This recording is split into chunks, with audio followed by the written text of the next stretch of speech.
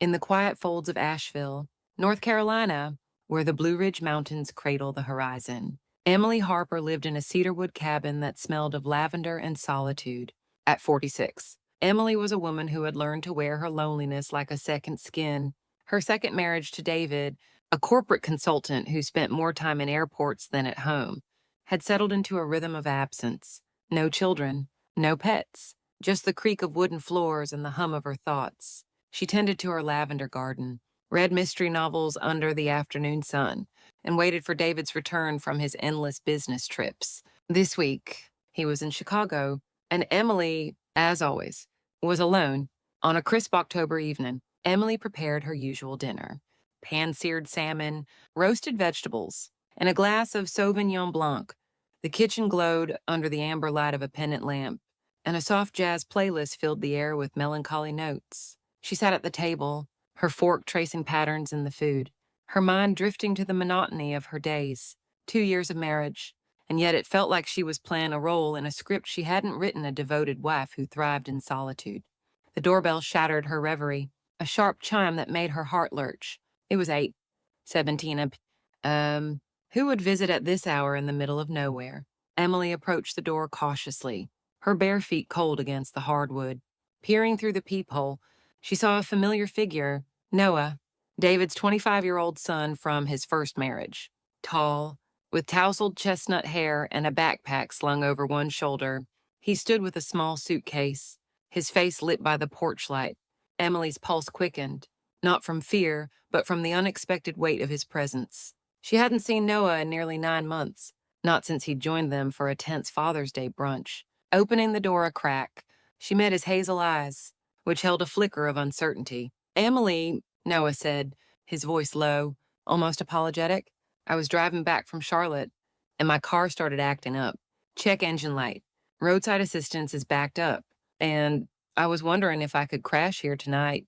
For a moment, Emily stood frozen, her hand gripping the doorknob. Her heart gave a strange, unsteady thump, and she wasn't sure why. "Of course. Come in," she said, stepping aside. "You want something to drink? Tea, wine, hot cocoa?" Noah's lips curved into a small, hesitant smile. "Cocoa, if you've got any left." Emily paused, her breath catching. She did have cocoa dark, low sugar, the kind she savored alone while reading late at night. She'd never mentioned it to Noah, or anyone, for that matter. "You remembered that?" she asked, her voice softer than she intended. "I noticed," Noah said, shrugging as he set his suitcase down. "You make it when you're reading by yourself. Saw it a couple times when I was here." A quiet laugh escaped Emily, and with it, a warmth bloomed in her chest, delicate and unfamiliar. She busied herself with the kettle, avoiding his gaze as she prepared 2 mugs of cocoa. Noah sat on the window bench, his coat draped over the armrest, the jazz music weaving through the silence. When she handed him a ceramic mug, their fingers brushed, and Emily flinched not from the cold of his hand, but from a spark that felt too alive, too dangerous. She was 46, a married woman, and Noah was what? A boy she'd known as a teenager. Now, a man whose presence filled the room in ways she hadn't anticipated. They sipped their cocoa, the conversation light but laced with an undercurrent Emily couldn't name. Noah talked about his graphic design job, the deadlines that kept him up at night, the apartment in Raleigh he could barely afford. Emily shared snippets of her day's lavender harvests, the novel she was halfway through, the quiet dinners she cooked for one. But in the pauses, in the moments when their eyes met and held, something unspoken stirred. Noah's gaze was steady, searching, as if he saw past the poised exterior she wore like armor. Emily looked away, clutching her mug tighter, afraid of what that look might unravel. As the night deepened, Emily felt a shift within her. She was no stranger to loneliness, but this was different, a longing she hadn't acknowledged in years. It wasn't just Noah's youth or his quiet charm. It was the way he saw her, not as David's wife or a woman past her prime, but as Emily, raw and real. She excused herself to bed, leaving Noah on the living room sofa with a blanket and pillow, her mind racing. As she lay in the dark, she wondered if this feeling was a betrayal not just of David, but of herself.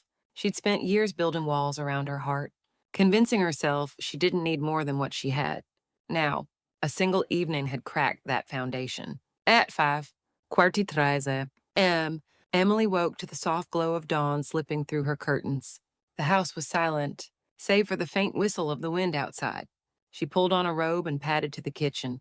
The routine of coffee grounding her, the grinder roared, and the scent of Arabica filled the air. Then, footsteps light, unhurried, Noah appeared in the doorway, his white t-shirt rumpled, his hair a mess, his eyes still heavy with sleep. "You're up early," he said, his voice husky. "Habit," Emily replied, placing a second mug on the counter. They stood across from each other, the kitchen island a barrier that felt both necessary and fragile. The air between them was different now, lighter, warmer, but laced with a tension that made Emily's skin prickle. "You still have that orchid on the porch," Noah said. Glancing toward the window, Emily nodded. "It almost died a few times, but it keeps coming back. Like people," Noah said, his eyes playful yet gentle. "Right." Emily's breath caught. His words, simple as they were, felt like a key turning in a lock she'd forgotten existed. They took their coffee to the porch, where the sky was a soft gray, the grass shimmering with mist. Noah sat in a wooden chair beside her, his mug cradled in his hands, his gaze drifting to the horizon. "Did you sleep okay?" Emily asked, her voice barely above a whisper. "Yeah," Noah said, "but I had a weird dream." Emily laughed, trying to lighten the mood. "What dream isn't weird?" Noah hesitated, then said softly, "I was sitting here on this porch, and someone placed their hand on mine." Emily's grip tightened around her mug, her heart pounding. She wanted to deflect, to change the subject, but instead, she asked, "I never asked about your mom. Did I?" Noah's expression softened. "You didn't. I think I never wanted anyone to replace her." Emily nodded, but her mind was elsewhere, grappling with the weight of his presence. Then, almost without thinking, she said, "Maybe I've put you in a place I haven't figured out how to name." Noah turned to her, his eyes steady, unguarded. "Maybe I've done the same." The words hung between them, heavy with truth. Emily's chest tightened, a mix of fear and exhilaration coursing through her. She should have looked away, should have laughed it off. But instead, she asked, in the dream, "Did she pull her hand away?" "No," Noah said, his voice barely audible. "She left it there." Emily's hand, resting on her lap, inched closer to his just a fraction, but enough to feel the possibility of touch. Noah glanced down, then leaned forward, setting his mug on the table. Before she could react, he placed his hand over hers, warm and deliberate. Emily flinched but didn't pull away. They sat there, hands resting together, the wind whispering around them, the scent of coffee lingering. It wasn't a grip, just a connection light, fragile but undeniable. "Are you scared?" Noah asked, his voice a whisper. Emily looked out at the backyard, where sunlight was beginning to filter through the trees. "Of course I'm scared," she said, "but not of this feeling. I'm afraid I've gotten too used to not feeling anything at all." The air thickened, time slowing as they sat in that moment. Noah didn't push, didn't pull away. He simply stayed, his hand a quiet anchor. Emily's mind raced with questions of morality, of loyalty, of what it meant to feel so alive in the presence of someone she shouldn't want. She thought of David, of the vows they'd exchanged, and of the years she'd spent convincing herself that solitude was enough. But Noah's touch, his gaze, reminded her of a truth she'd buried. She was still a woman, capable of desire, worthy of being seen. As the morning unfolded, they stayed close, their conversation a delicate dance around the unspoken.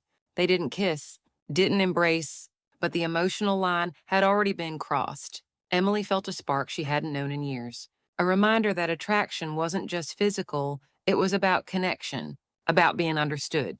She thought about the complexities of desire, how it could exist without action, how it could challenge the boundaries of commitment. She wondered if this moment with Noah was a betrayal, or if it was simply a mirror reflecting her own unmet needs. That afternoon, they sat on the porch, hands still linked, eyes locked in a silent conversation. Emily forgot her hunger, her routine, everything but the quiet fire burning inside her. Noah poured them water, his movements careful, his eyes asking if she was okay. "I'm okay," she said, her voice trembling with honesty. I just never thought I'd have a day like this. I don't want you to feel uncomfortable, Noah said, his tone earnest. Emily shook her head. I'm not uncomfortable. I'm just afraid I'll get used to having someone here. Noah's gaze softened. Maybe we should try getting used to it. The words landed like a stone in still water, rippling through Emily's thoughts. She thought about the risks of letting herself feel, the potential for hurt, for guilt. She thought about consent, about the importance of boundaries, about how desire could be mutual, yet still complicated by context. Noah was an adult, capable of his own choices, but the age gap, the family ties, the marriage vows, they all weighed on her. She wanted to be honest with herself, to acknowledge her feelings without letting them consume her. As evening fell, the temperature dropped, and Emily pulled a blanket from the closet. Noah was in the kitchen, cooking udon with ginger and scallions, his ease a stark contrast to the tension of the morning. They ate in silence, the clink of chopsticks and the rustle of wind the only sounds. Emily felt a mix of gratitude and unease, grateful for the connection but aware of its fragility. I'm still not used to the way you look at me, she said, breaking the quiet. Noah leaned back, his eyes steady. Because you don't hide, you don't pretend to be someone you're not. You're real. Emily, that's what makes you beautiful. Her heart trembled, a laugh escaping to mask the ache. I've spent my life hoping to be loved for being real. And now it's a 25-year-old, my husband's son, who sees it. Isn't that ironic? Noah didn't answer, just moved to sit beside her, close but not touching. They sat under the glow of a desk lamp, the air thick with possibility. Do you believe some connections are just meant to be a moment? He asked. I do, Emily said, but it takes clarity to stop at the right time. And are you clear? Noah asked, his voice gentle but probing. Emily met his gaze, her heart pounding. I don't know, but I know this. If we don't stop tonight, tomorrow we won't be able to share a coffee without regret. Noah smiled. A quiet agreement. They sat there, shoulders close, the scent of broth lingering, choosing to stay in that moment without crossing further. It was a choice born of respect for each other. For the boundaries they both sensed, Emily thought about the importance of emotional honesty, of recognizing desire without letting it dictate actions. She thought about how society often shames women for their emotions, especially when they defied norms of age or role, but she refused to let shame define her. This wasn't about right or wrong, it was about being human. In the middle of the night, Emily woke to a stillness that felt sacred. The cedarwood candle Noah had lit still flickered, its vanilla scent wrapping the house in warmth. She pulled on a sweater and found Noah asleep on the sofa, one shoulder bare beneath the blanket. Instinctively, she tucked the blanket over him, her fingers lingering a moment longer than necessary. Sitting on the floor beside him, she watched his steady breathing, his youthful face softened by sleep. In that moment, she felt not desire, but gratitude. Noah had reminded her that she was more than a wife, more than a woman defined by her roles. She was Emily complex, alive, worthy of feeling deeply. Whispering into the dark, she said, "Thank you for seeing me, not as a mother, not as a wife, but as a woman, a whole person, still here, still feeling." The next morning, Emily brewed coffee, her movements lighter, her heart unburdened. Noah emerged, his smile sleepy but warm. "You're not mad at me, are you?" he asked. "No," Emily said, her voice steady, "but I know this. If we'd gone further last night, we wouldn't have this moment now." Noah nodded. No argument, just understanding. They drank their coffee, talked about trivial things, flower vases, Netflix documentaries, avoiding the weight of the previous day. When Noah left, Emily walked him to the door. No hugs, no promises, just a glance that said everything. "Thank you for stopping at the right moment." As his car disappeared down the gravel road, Emily stood on the porch, the lavender swaying in the breeze. She thought about the lessons of the past 24 hours about desire, about boundaries, about the courage to feel without acting. She thought about how society often shames women for their emotions, especially when they defy norms of age or role, but she also thought about consent, about mutual respect, about the power of choosing what to pursue and what to let go. Noah hadn't been a temptation to resist, he'd been a mirror, reflecting her own capacity for connection. This moment, fleeting as it was, had healed something in her. Not every spark needed to ignite a fire. Not every connection needed a name. Sometimes being seen, truly seen, was enough to remind you that you were still whole, still human, still worthy of living honestly. If you've ever had a moment that made you question everything, that made you feel alive in a way you didn't expect, leave a single dot in the comments, not to explain, just to remind each other we're not alone. And if this story resonated with you, hit that subscribe button for Broken Vows. We're here to share real, raw, human stories that make you think, feel, and reflect. Share this with someone who needs to hear it. Someone standing on the edge between logic and emotion. Because sometimes one story at the right time is all it takes to find your way back to yourself.